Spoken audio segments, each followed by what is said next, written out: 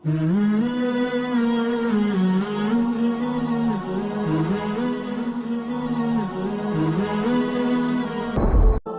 باپ کے نافرمان کی نہ دنیا ہے نہ آخرت۔ ایک صحابی ہے، یا رسول اللہ میرا باپ نا میری کمائی میں سے خرچ کرتا، مجھ سے پوچھتا ہی نہیں، اور شرعاً قانوناً اگر میری کمائی میرے باپ کی جو کمائی ہے یا زمین ہے جائیداد ہے اس سے الگ میں نے اپنی محنت سے کوئی کمائی کی ہے، وہ میری ذاتی چیز ہے، قانوناً میرے باپ کو بھی پوچھنا چاہیے کہ بیٹا یہ تمہاری چیز میں لے سکتا ہوں، یہ پیسہ میں استعمال کر سکتا ہوں، قانون یہ ہے۔ تو اس نے قانون کی بات کی کہ میرا باپ میرا مال اٹھا کے خرچ کر دیتا، مجھ سے پوچھتا ہی نہیں۔ آپ نے کہا اس کے باپ کو بلاؤ۔ اس کے باپ کو بلایا تو انہوں نے پوچھا کیوں بلا رہے ہیں؟ کہ تیرے بیٹے نے تیری شکایت کی۔ تو اس کو اتنا غم لگا کہ وہ کٹ کے مر گیا۔ اور عرب کی شاعری تو پھر پوری دنیا میں مشہور ہے، آج بھی مشہور ہے۔ تو اس نے دل ہی دل میں کوئی شعر کہے، درد بھرے دکھ بھرے، اور وہ انہی شعر کو اپنی زبان سے نہیں دل ہی دل میں کہتا کہتا دربار رسالت میں مسجد میں پہنچا تو جبریل پہلے آ چکے تھے۔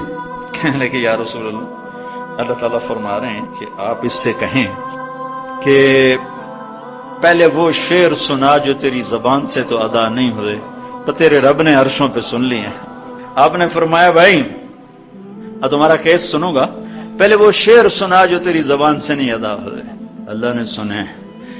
کہنے لگا یا رسول اللہ میں گواہی دیتا ہوں آپ سچے رسول ہیں، آپ کا رب بڑا طاقتور رب ہے، آپ کے رب کی قسم زبان سے ایک لفظ نہیں نکلا، دکھ بھری فریاد تھی جو دل کی دنیا میں اٹھی اور وہیں گم ہو گئی، سینے سے اٹھی اور سینے میں ہی دفن ہو گئی، اور آپ کے رب نے عرشوں پہ سن لیا۔ آپ نے کہا اچھا سنا تو صحیح میرے بھائی۔ میں کہا جی میں نے کہا بچے جس دن تو پیدا ہوا اس دن سے ہم نے اپنے لیے جینا چھوڑ دیا، ہم نے تیرے لیے جینا شروع کیا۔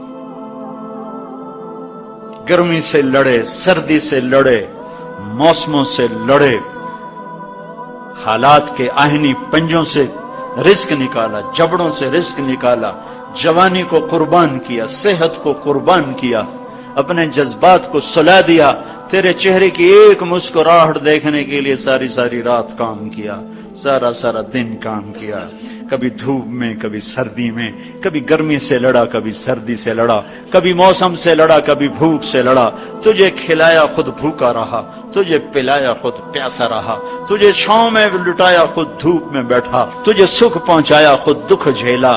میری تو زندگی پھر تیرے لیے ہوگی، میں نے اپنے لیے جینا چھوڑ دیا۔ جب کبھی تو بیمار ہوا تو ساری رات میں اور تیری ماں تیرے سرانے بیٹھ کے دھڑ دھڑ دل دھڑک رہے ہوتے تھے، کہیں مر نہ جائے، کچھ ہو نہ جائے۔ ہسپتال پہنچے، ڈاکٹر کو بلاؤ، ٹیکسی بلاؤ، گاڑی بلاؤ، رکشا بلاؤ، جلدی سے ہسپتال پہنچاؤ۔ اسی خوفناک خیالات میں ہم روتے تھے، پگھلتے تھے، ٹوٹتے تھے، بکھرتے گئے چلے گئے خشک پتے کی طرح، اور تیرے چہرے کی ایک مسکراہٹ کے لیے ساری مسکراہٹیں بھول گئے، تجھے صحت مند دیکھنے کے لیے اپنی صحت کے سودے کر دیے۔ اور اس طرح ایک دن نہیں گزرا، یہ شب و روز گزرے، دن اور رات گزرے، لیل و نہار گزرے، بہار و خزاں گزری، رت بدلی، موسم بدلے، بادل اندھیری بارش آئے اور گئے، یہاں تک کہ تو پروان چڑھتا گیا، میں ڈھلتا گیا، تجھ میں جوانی میں رنگ بھرا اور بڑھاپے نے میرے سارے رنگ نوچ لیے۔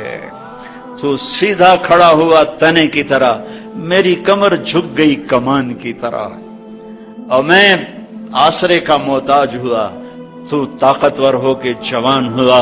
پھر مجھے خیال آیا کہ میں اس کی انگلی پکڑ کے چلا، گود بٹھا کے چلا، کندھے بٹھا کے چلا، ہاتھ بٹھا کے چلا، اس کے لیے در در کی ٹھوکریں کھائیں۔ آج جب میں بوڑھا ہوا ہوں تو اب یہ میری انگلی پکڑے گا، میرا ہاتھ پکڑے گا، میں اس کی لاٹھی بنا، یہ میری لاٹھی بنے گا۔ لیکن ایک دم میرے بیٹے تیری آنکھیں ماتھے پہ چڑھ گئیں، تیرے تیور بدل گئے، تو مجھے یوں دیکھنے لگا جیسے میں تیرا باپ نہیں، میں تیرا نوکر ہوں۔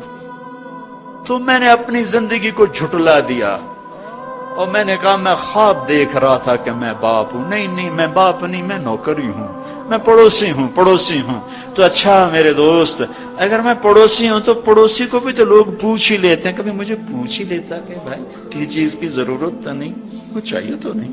یہ اتنے درد بھرے اشعار ہیں کہ میرے تو اتنی فصاحت نہیں کہ میں اس کا ترجمہ کر سکتا، لیکن یہ وہ اشعار تھے کہ میرے نبی زار و قطار روتے اور آپ ٹوٹ پڑے اور آپ کی داڑھی آنسوں سے تر ہو گئی اور آپ نے اس کو گریبان سے پکڑا اور یوں جھٹکا دے کر اٹھ جا، دفع ہو جا، انت و مالک لابیک، تو باپ کے خلاف مقدمے کرتا ہے، نکل جا، تو اور تیرا سب کچھ تیرے باپ کا ہے. یہ صرف روز شب قدر سے متعلق نہیں ہے کہ ماں باپ کا نافرمان ہے تو اس کی شب قدر برباد ہو گئی. ماں باپ کا نافرمان ہے تو سب کچھ برباد ہو گیا.